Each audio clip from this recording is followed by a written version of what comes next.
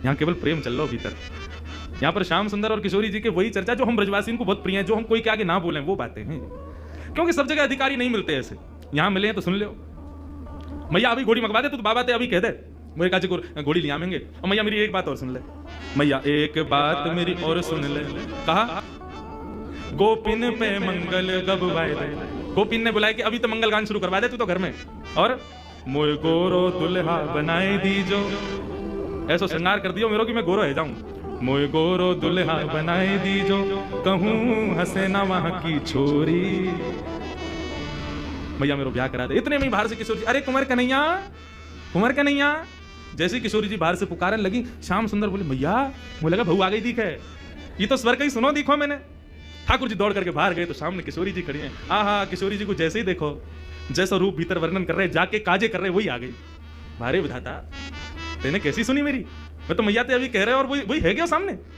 इतने में पीछे से यशोदा जी निकल करके आई, और जैसे ही यशोदा जी ने नंद भवन के द्वार पर नन्ही से किशोरी जी को देखो है, किशोरी जी को देख करके यशोदा मैया के मन में भाव आयो, अरे विधाता, मेरे मन में तो बचपन से ही हती की लाला के काजे सुंदर सी एक बहू लेके आऊंगी, आदि आदि। अभी लाला की बात विनोद में सुन रही, लेकिन हे विधाता, ये जो सामने खड़ी है मेरे, यहाँ को रूप कैसा, कैसी कैसे कैसे चपल से नेत्र हैं, या के कैसी कैसी मृगनयनी है, या की मुस्कान कितनी सुंदर, या की चाल कितनी सुंदर, या का रूप कितना सुंदर, मोहित है गई। यशोदा मैया ने परिचय ना पूछो कौन है, सीधी बोली लाली ने कितकुआ। किशोरी जी पास गई, नहीं मैं तुमको हृदय से लगा लूं अपने। हाँ मैया लगा लो। जैसे किशोरी जी को हृदय से लगायो, यशोदा मैया के नेत्रन से अश्रु प्रपात होने लगो। ऐसे ऐसी शीतलता को अनुभव, जो शीतलता को अनुभव सदैव कन्हैया को हृदय से लगावे में आवे, पहली बार कोई बालक को हृदय में लगावे में आयो। कौन है लाली, कहां ते आई है, तेरो गांव कहाँ है? मैया तुम बढ़िया ते जानो मोए। कौन हो?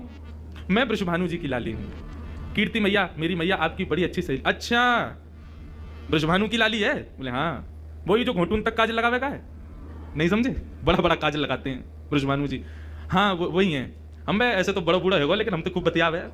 आज वो बातें बना तो रहे। किशोरी जी बोली आप हमारे बाबा के बारे में ऐसे मत बोलो ना लाली, मैं कोई बुराई थोड़ी कर रही हूँ। हमारे ब्रज में तो गारी देवे तो उम्र बढ़े, हमारे ब्रज में तो ऐसा बोलवे आनंद ही आवे।